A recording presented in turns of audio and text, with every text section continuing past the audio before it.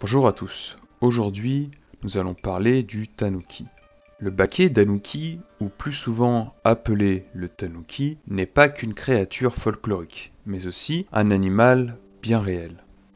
Il est en fait un canidé cousin du chien, ressemblant assez fortement à un raton laveur ou encore à un blaireau. En France, on entend parler de cet animal sous l'appellation chien viverin ou encore chien de martre. D'ailleurs, dans les pays anglo-saxons, le tanuki est appelé littéralement raccoon dog, soit chien raton laveur. Au Japon et dans sa culture, le tanuki est considéré comme un yokai. Sa fonction en tant que tel est d'être un esprit de la forêt, souvent gardien d'un lieu forestier. Les premières mentions du tanuki apparaîtraient dans le livre Nihon Shoki durant l'ère Yoro.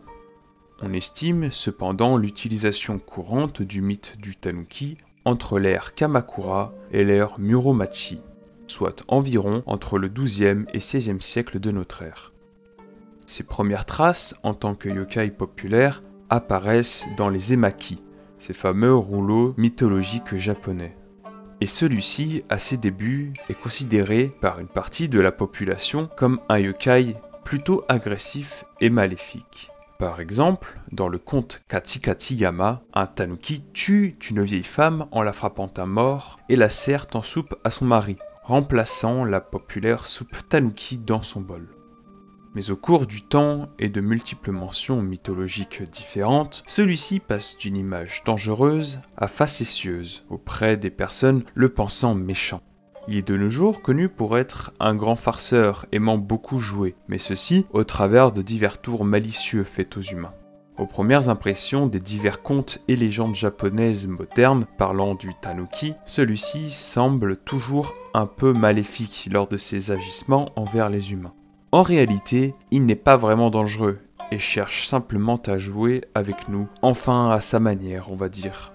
Ses farces ne sont que très rarement accidentellement funestes. Finalement, le tanuki moderne finit par être un symbole de chance et de prospérité au Japon.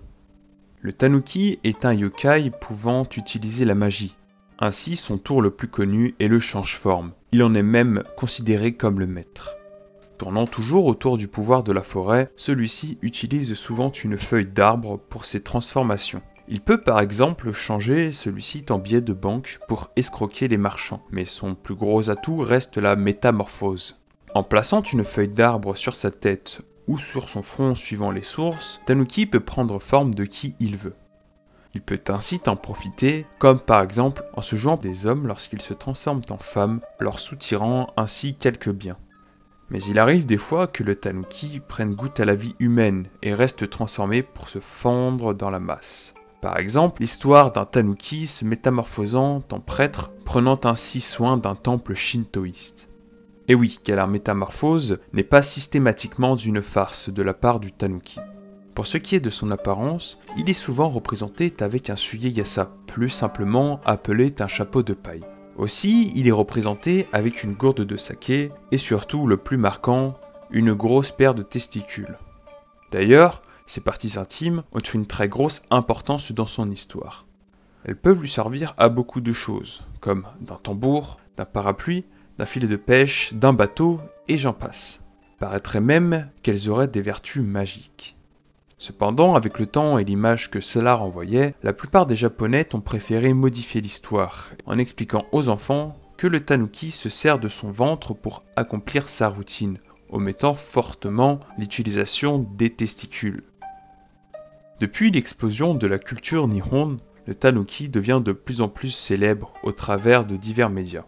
Je vais vous citer quelques exemples. Pour parler d'un monument de Nintendo, le célèbre plombier moustachu Mario se transforme en tanuki lorsqu'il attrape une feuille dans Super Mario Bros 3 pour ne citer que lui. Le tanuki a aussi conquis un jeu plus récent avec le personnage de Sayu dans Genshin Impact. Ceci dit, on peut aussi le retrouver dans les animés et les films, comme le célèbre long métrage Pompoko du studio Ghibli. D'ailleurs, petit fait intéressant, Pompoko est en fait le bruit que ferait le tanuki lorsqu'il tape sur son ventre pour faire de la musique.